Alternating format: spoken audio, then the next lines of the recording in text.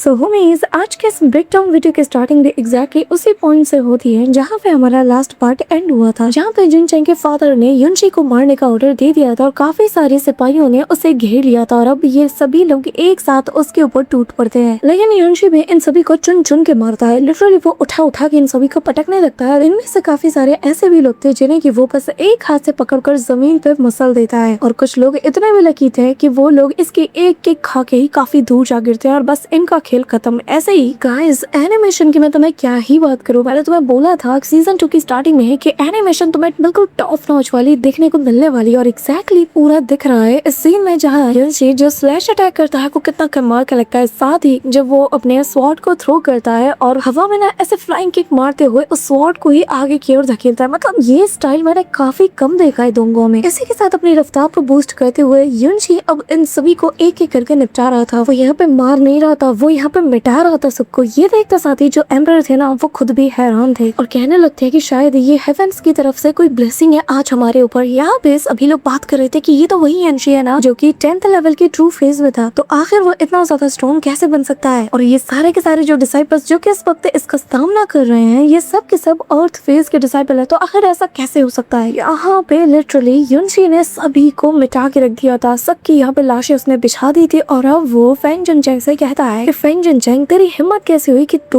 Princess को ऐसे धमकी दे और उन्हें बहला फुसला के उनसे शादी करने की कोशिश कर। तेरी अगर 10 की 10 जिंदगियां मैं निकाल लूं ना तब भी ये इनफ नहीं होगा जो आज हरकत तूने की है। ये कहते हुए वो अपनी फुल ऑरा को रिलीज करते हुए उसकी ओर बढ़ता है और साथ ही वो उसे चुनौती देता है और कहता है कि डरो मत, आज से तेरे और मेरे बीच का स्कोर है ना इसे मैं सेटल करके रहूंगा। अब युनशी यहाँ पर फुल किलिंग इंटेंट के साथ अपने स्वॉर्ड को लेकर इसकी ओर बढ़ रहा था, जो देखकर इसका गला सूख जाता है। तभी बर्निंग हेवन क्लैन का एक बंदा आगे आता है, वो कहने लगता है कि युनशी क्या तेरा दिमाग ठीक है, तुझे वाकई में लगता है कि बर्निंग हेवन क्लैन के अंदर कोई नहीं बचा जो तुझे रोक पाएगा। ये सुन नहीं था कि तभी यहाँ पर वो जो ओल्ड मैन था ना यानी कि वही बुढ़ा है, वो जो एल्डर था, वो इमीडिएटली हवा में जंप करते हुए युनशी के ऊपर अटैक कर देता है। लेकिन युनशी भी अपनी स्वॉर्ड को चला के मारता है और एक फायर फीनिक्स से बाहर निकलते हुए उसके अटैक को डिस्ट्रॉय कर देता है, जो देखते साथ ही यहाँ सबके सब हैरान थे और ऑन द स्पॉट उस एल्डर की भी मौत हो जाती है। जिसके बाद युनशी कहने लगता है कि मेरे सामने आग का दिखावा तो करना ही मत, क्योंकि फ्लेम पर शायद ही मुझसे बेहतर कंट्रोल यहाँ पे कोई और कर पाए। अब तभी वो बंदा कहने लगता है कि अच्छा तो मतलब जो र्यूमर्स जो अफवाहें मैंने तुम्हारे बारे में सुनी कि तुम फीनिक्स फ्लेम का यूज कर सकते हो वो सच है। हाँ, जो दूसरा एल्डर था ना ये सुनते साथ वो कहने लगता है कि ठीक है फिर तो इसकी जिंदगी मेरी हुई। और अब गाइस ये अपने आप को ना एक जायंट से पाइथन में ट्रांसफॉर्म कर लेता है और सीधा युनशी के ऊपर टूट पड़ता है। युनशी यहाँ पे एक गहरी सांस लेता है और ओवरलॉर्ड्स फ्यूरी का यूज कर देता है, जहाँ उसके पीछे एक बहुत बड़ा सा उसका जो जायंट सा बॉडी का फैंटम था वो क्रिएट हो जाता है। और यहाँ जैसे ही वो हमला करने वाला था ये पाइथन आते साथ ही सीधा इसके ऊपर टूट पड़ता है और उसकी बॉडी को वो जकड़ लेता है। और इससे पहले कि वो युनशी के ऊपर हमला करता है युनशी अपने एक हाथ से उसकी गर्दन को ही पकड़ लेता है और अपनी बॉडी से इसे दूर करने में लग जाता है और अगले ही पल इसे पूरी तरीके से मसल के रख देता है, जिसके चलते वो एल्डर अपने ह्यूमन फॉर्म में आ चुका था लेकिन उसकी हालत बहुत ज्यादा बिगड़ चुकी थी। और अपनी बेइज्जती होता हुआ देखकर ये इमीडिएटली अपनी स्वॉर्ड को बाहर निकाल लेता है और सीधा युनशी के ऊपर हमला करना शुरू कर देता है। लेकिन युनशी भी इसके ऊपर दे दनादन हमले पे हमला करते हुए बता देता है कि आखिर क्यों उसे उसके सामने लिमिट में रहना चाहिए। इस दौरान वो जो एल्डर था ना वो अपने burning heaven blood claw attack का यूज कर देता है, जहाँ काफी सारे जो अलग अलग लोग थे ये लोग भी सेम अटैक यूज करते हैं एक साथ युनशी के ऊपर और सारे के सारे ये जो बर्निंग क्लॉ अटैक्स थे युनशी की ओर बढ़ रहे थे। पर तभी युनशी स्माइल करते हुए कहने लगता है कि क्या परफेक्ट टाइम है और इमीडिएटली वो अपने sealing of the cloud sun barrier को यूज कर देता है, जिसके चलते उसके आसपास एक बैरियर सा बनने लगता है। बट अगलेबल इन सब का वो अटैक जिससे कि ये लोग उम्मीद कर रहे थे कि ये लोग युनशी को मार देंगे, अचानक से ये नलीफाई हो चुका था। अब यहाँ पे ये देख सब हैरान थे। युनशी यहाँ पे अपनी फुल स्पीड के साथ आगे बढ़ता है, हर एक को वो सरपास करते हुए सीधा जो फेंग जुनचेंग है उसकी गर्दन को जाके पकड़ लेता है। लेकिन तब तक वो जो दूसरा बंदा था ना वो अपने स्वॉर्ड को चला के मारता है और जो कि युनशी के लेफ्ट वाला शोल्डर था इससे जा लगता है। अब यहाँ हम देखते हैं कि सबके सब हैरान थे। युनशी के हाथ से ना काफी अमाउंट में खून भी निकल रहा था, जो देखकर सभी को लगता है कि शायद ये बहुत बुरी तरीके से इंजर्ड हो चुका है। लेकिन युनशी तो सबसे पहले इस बंदे को अपनी ऑरा से धकेल देता है और इमीडिएटली इसकी जो इंजरीज थी वो पूरी तरीके से हील हो जाती है, इंक्लूडिंग उसके कपड़ों के साथ। मतलब यार मैं समझ नहीं पाती ये कपड़े कैसे हील हो जाते हैं। यहाँ पे वो बंदा काफी ज्यादा शॉक था और कहने लगता है कि आखिर ये कौन सा मॉन्स्टर है। तभी यहाँ जैसन कहने लगती है कि क्या बात है, यहाँ तक कि जो ग्रेट वे ऑफ बुद्धा के 3rd स्टेज का कल्टिवेटर है वो भी तुम्हारे आगे कुछ भी नहीं है। यहाँ पे जो फेंग जुनचेंग का ये 3rd अंकल था, इससे फेंग जुनचेंग की काफी ज्यादा फिक्र हो रही थी और तभी फेंग फेंग यूचेंग कहने लग रहा है कि थर्ड अंकल प्लीज मेरी जान बचा लो। अब यहाँ पे इसका जो थर्ड अंकल है वो युनशी से कहने लगता है कि युनशी एक बात बताओ, क्या तुम ये चाहते हो कि मेरा पूरा का पूरा जो बर्निंग हेवन क्लैन है ये तुमसे मरने तक फाइट करता रहे? अब युनशी यहाँ पे फेंग यूचेंग को हवा में उठा लेता है और कहने लगता है कि क्या, पर हम तो ऑलरेडी उस पॉइंट तक पहुंच चुके हैं ना, जरा अपने आस पास देखो, यहाँ पे मैं एक भी एक्स्ट्रा पर्सन को मारता हूँ ना तो ये मेरे लिए एक बोनस की तरह है। तो जरा बताओ यंग काइंड मास्टर फ्रेंड, मैंने तुम्हारे बारे में ना काफी चीजें सुनी है। तुमने कहा था कि तुम मेरी हड्डी पसली एक करके मेरे हड्डियों का कीमा बनाना चाहते हो। ये कहते हुए वो उसकी गर्दन को मसलना शुरू कर देता है, जिसके चलते ये चोक करने लगता है और यहाँ अपने लोगों से कहने लगता है कि आखिर तुम सबको किस चीज का इंतजार है, मैं मरने वाला हूँ। अब फेंग यूचेंग को बचाने के लिए सारे लोग आगे की ओर आने लगते हैं, लेकिन युनशी तो अपने पास इसे बिठा लेता है और अपनी स्वॉर्ड को इसके गर्दन के पास रख देता है। ये देखते साथ ही वो जो थर्ड अंकल था वो यहाँ पर जो फादर एम्परर से कहने लगता है कि आखिर तुम मुंह क्या देख रहे हो, तुम्हारे इंपीरियल सिटी के पास ये सारी चीजें हो रही हैं। ये युनशी जो कि एक नंबर का मॉन्स्टर है, ये यहाँ पे इतना बड़ा तांडव मचा रहा है और तुम खड़े खड़े मुंह देख रहे हो। तुम बर्निंग हेवन क्लैन को क्या जवाब दोगे अगर ऐसे ही सब कुछ चलता रहा? अब यहाँ पे फादर एम्परर इमीडिएटली तबीयत खराब होने का नाटक करता है, जो देखकर दूसरा एल्डर कहने लगता है कि माफ करना, हमारे एम्परर की हालत ना बिल्कुल भी ठीक नहीं है, तो वो इस वक्त कुछ भी नहीं कर सकते। तभी यहाँ पे दूसरा एल्डर युनशी से कहने लगता है कि युनशी, अगर तुमने हमारे यंग क्लैन मास्टर का एक बाल भी बांका किया ना तो हम वादा कर रहे हैं, हम कसम खाते हैं कि तुम्हें यहाँ पर कब्र तक नसीब नहीं होगा। ये सुन के युनशी स्माइल करता है और कहने लगता है कि अच्छा ऐसी बात है। तभी वो यहाँ पर फेंग यूचेंग के बालों को टाइटली होल्ड करता है और उसे खींचते हुए उसके पीठ पे अपना पैर रखता है, कहता है कि बताओ अब क्या ख्याल है तुम्हारा? यहाँ पे ये सभी लोग चिल्लाते हुए इसे रोकने की कोशिश करते हैं, लेकिन युनशी तो इसके काफी सारे बालों को तोड़ देता है, साथ ही इसके सिर को जमीन पे पटकते हुए उसके ऊपर अपना पैर रखता है और फिर इसके जो इसने बाल तोड़े थे ना वो उन सभी के सामने गिरा देता है। कहने लगता है कि बताओ अब क्या करोगे? ये देखकर तो भैया में से एक बंदा उसे काफी बुरा भला कहने लगता है। उसे यहाँ पे वो कोसते हुए कहने लगता है कि तुझे मैं छोड़ूंगा नहीं। अब जैसे ये वर्ड वो सुनता है ना तो युनशी इसके ऊपर एक जोर की लात रखता है, जिसके बाद वो इन लोगों से कहने लगता है कि हाँ हाँ चलो मुझे वापस से कोसो, मैं भी देखता हूँ कि आखिर कब तक तुम्हारा ये यंग मास्टर मेरी लातों को बर्दाश्त करेगा। लेकिन यहाँ पे वो जो दूसरा एल्डर था ना वो वापस से युनशी को कमीना मक्कार सब कुछ कहता है, जिसके चलते युनशी तो भाई इसके हाथ को ही तोड़ देता है, इससे इतनी बुरी तरीके से मारता है। अब फेंग यूचेंग को इतना ज्यादा दर्द होता है कि वो अनकॉन्शियस हो चुका था। अब ये देखकर वो एल्डर वापस से कुछ कहने वाला था, इससे पहले कि ये थर्ड अंकल थे वो खींच के इसे लगाते और कहने लगते हैं कि खबरदार जो तूने अपने मुंह से एक लफ्ज भी निकाला। अब यहाँ ये नजारा देख कर ना जो फादर एम्परर और प्रिंसेस कांगी और जो बाकी सारे लोग थे ना इन सबकी हंसी छूट जाती है। तभी जो थर्ड अंकल था वो काफी ज्यादा पोलाइट होते हुए युनशी के पास आने की कोशिश करता है, कहने लगता है कि देखो युनशी हम बात करके इस मसले को सॉल्व कर सकते हैं। पर यहाँ युनशी अपनी तलवार को सीधा इसकी तरफ तान देता है और इसे एक साफ चुनौती देता है कि जो करना है दूर से करो। ये देखते साथ ही वो जो थर्ड अंकल था ना वो कहने लगता है कि देखो युनशी मैं जानता हूँ हमारे बीच कोई जानी दुश्मनी नहीं है, ना ही हम पहले कभी एक दूसरे से मिले हैं। ये सुनकर युनशी कहने लगता है कि क्या बात है, बर्निंग हेवन क्लाइंट के पास भी कोई ऐसा बंदा है जिसके पास दिमाग होगा, मुझे इसकी उम्मीद नहीं थी। ठीक है फिर अब मैं जरा तुम्हें भी सुन लेता हूँ, जान लेता हूँ कि आखिर तुम्हारे पास ऐसा क्या आइडिया है कि जिसके जरिए से तुम इस मैटर को रिजॉल्व कर सकते हैं। तभी वो बंदा कहने लगता है कि अगर तुम हमारे यंग मास्टर को छोड़ दोगे ना तो मैं वादा करता हूँ कि तुम यहाँ से सही सलामत जा सकते हो। ये सुनकर युनशी अपनी तलवार को वापस से फेंग यूचेंग के ऊपर तान देता है और कहने लगता है कि तुम्हें अभी भी नहीं पता कि आखिर किसके हाथों में ध्रुव का इक्का है। ये सुनकर यहाँ पे वो कहने लगता है कि ठीक है मैं वादा करता हूँ अगर तुम हमारे यंग क्लैन मास्टर को छोड़ दोगे ना तो हमारे बीच आज जो कुछ भी हुआ ये यहीं पे खत्म हो जाएगा। ना आज के बाद हम तुम्हारे रास्ते में आएंगे ना तुम हमारे, और हम तुम्हें यहाँ से सही सलामत जाने भी देंगे। ये सुनकर तो यहाँ पे सारे के सारे लोग हैरान थे, लेकिन युनशी अपने कान खुजाते हुए कहने लगता है असल में तुम्हें तो ये सारे एग्रीमेंट से प्रिंसेस के साथ करना चाहिए। अगर तुम्हारे एग्रीमेंट्स उन्हें सेटिस्फाई कर पाए तो मैं राजी हूँ। क्या तुम अभी भी नहीं समझ पा रहे कि मैं क्या चाहता हूँ? यहाँ पे हम देखते हैं कि वो जो एल्डर था ना वो यहाँ पर आके अपने भाई को समझाने की कोशिश करता है, लेकिन वो इसे मार के दूर फेंक देता है और कहता है कि अपनी बकवास बंद करो। अब तभी वो बंदा जो बर्निंग हेवन क्लैन के साथ जो मैरिज पैक्ट था इंपीरियल फैमिली के साथ वो उसे पूरी तरीके से कैंसिल कर देता है। ये सुनकर तो उस एल्डर को काफी गुस्सा आता है और अब वो अपनी बोलती बंद कर लेता है। यहाँ पे युनशी से कहने लगता है कि क्या मुझे सुनाई नहीं दिया, थोड़ा जोर से बोलो। अब तभी वो बंदा चिल्लाते हुए सभी को अनाउंस कर देता है और बता देता है कि जो मैरिज कॉन्ट्रैक्ट था तो फैमिलीज के बीच वो पूरी तरीके से खत्म होता है। सुन के प्रिंसेस और एम्परर ये लोग काफी ज्यादा खुश थे, जिसके बाद युनशी कहने लगता है कि हाँ बहुत अच्छे, अब तुम ढंग से बोल रहे हो, लेकिन हाँ तुम्हारे पास ये जो बुढ़ा खड़ा है ना मुझे ये बिल्कुल भी नहीं पसंद, ये हमेशा बहुत ज्यादा बोलता है, इससे कहो मेरी नजरों से दूर हो जाए। अब हम देखते हैं कि जैसा युनशी बोलता है एग्जैक्टली वो बंदा बिल्कुल वैसा ही करता है। वो अपने भाई से कहने लगता है कि चुपचाप यहाँ से सभी को लो और निकल जाओ। जिसके बाद वो एल्डर गुस्से के साथ चला तो जाता है। तभी यहाँ पे वो बंदा युनशी के पास आकर उसे मक्खन लगाने की कोशिश करता है, लेकिन युनशी कहता है कि तुम यहाँ से निकलो क्योंकि मुझे तुम भी नहीं पसंद, और हाँ रही बात तुम्हारे इस सो कॉल्ड यंग मास्टर की ना, इसे मैं अपने तरीके से यहाँ से भेजूंगा। ये कहते हुए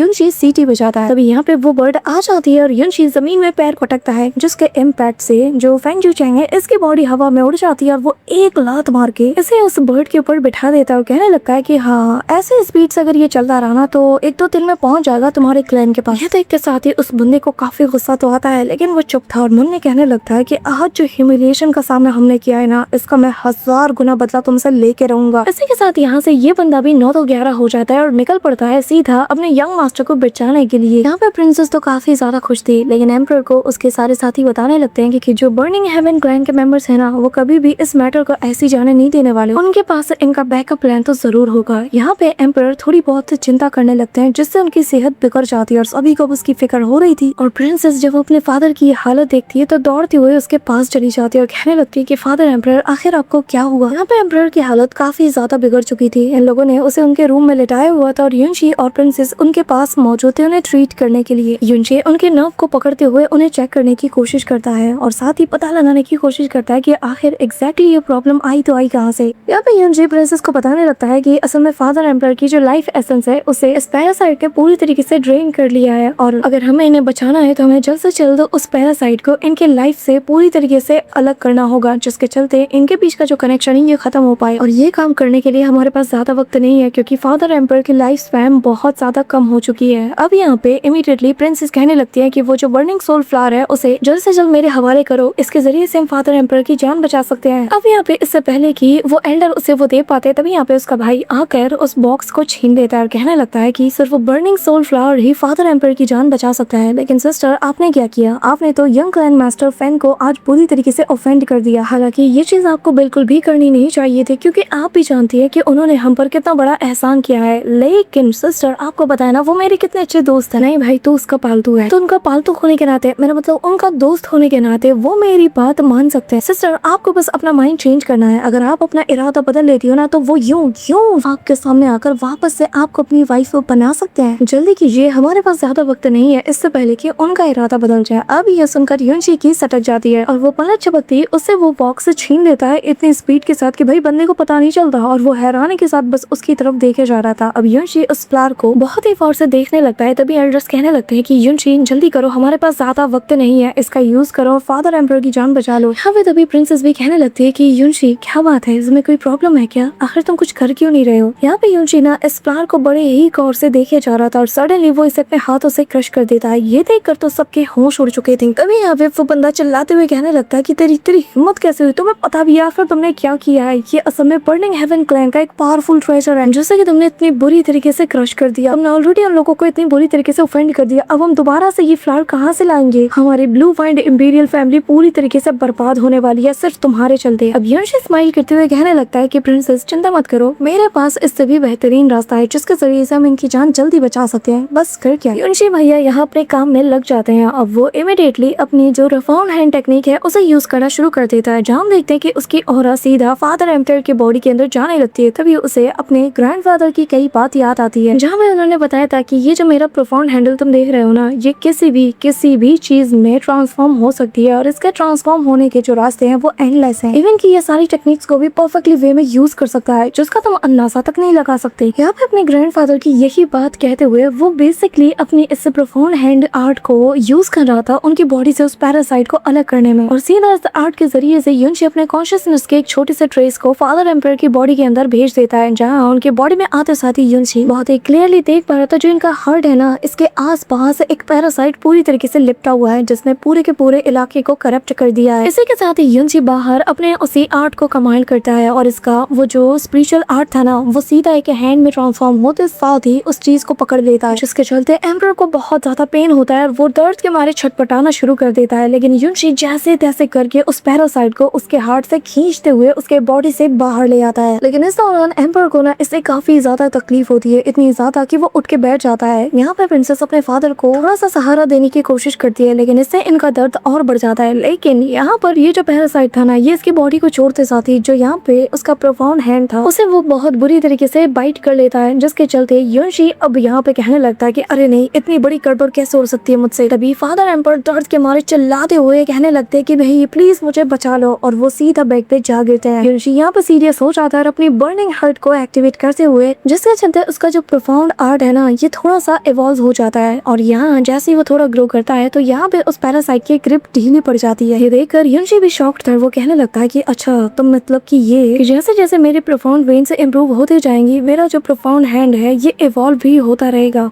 अब तभी हम देखते हैं कि फादर एम्पर के बॉडी के अंदर है उस हैंड के बजाय यहाँ पर एक जाइंट सा जो फीनिक्स था वो आ चुका था, जो कि सीधा इस पैरासाइट की ओर बढ़ता है। अब यहाँ पे हम देखते हैं कि इतनी तेज की सेंसेशन उसकी बॉडी के अंदर पैदा होती है कि जिसके चलते ये जो पैरासाइट था ना ये उल्टे पैर जिस मुंह से अंदर आया था उसी मुंह से वो बाहर जाने लगता है। और जैसे ही ये पैरासाइट बाहर की ओर आता है ना युनशी इसे देखते साथ ही अपने दोनों हाथों से दबोच लेता है। तभी यहाँ पे हम देखते हैं कि युनशी जैसे इसे पकड़ता है तभी फादर एम्पर को भी होश आ चुका था। तभी फादर एम्पर अपनी बेटी यानी कि प्रिंसेस को देखकर कहने लगता है कि मुझे पता है एक ऐसा सपना आया था जहाँ मैंने देखा कि मेरे अंदर वो जो पैरासाइट है ना उसे क्योर कर दिया गया है। अब प्रिंसेस ये बात सुनकर कहने लगती है कि फादर एम्पर नहीं, ये कोई सपना नहीं था, ये सच है। तभी यहाँ युनशी की नजर प्रिंसेस के भाई पे जाती है और वो उसके करीब जाने लगता है। इस दौरान प्रिंसेस अपने फादर को बताने लगती है कि आप ठीक हो जाओगे बहुत ही जल्द। अब ब्लू वाइन वीयर फैमिली का थर्ड प्रिंस कहने लगता है कि युनशी आखिर तो मेरे करीब क्यों आ रहे हो? हाँ दूर हटो। मैंने कहा मुझसे दूर हटो, आखिर तो मेरे करीब क्यों आ रहे हो? युनशी इसका मुंह पकड़ लेता है और कहने लगता है कि अच्छा तो तुम्हें याद है कि तुम थर्ड प्रिंस हो, हाँ, लेकिन फिर भी तुमने बाहरी लोगों के साथ हाथ मिला लिया। तुमने अपनी बहन तक को मजबूर किया कि वो इस शादी को करे। हाँ लेकिन आज मैं तुम्हें मजा चखाऊंगा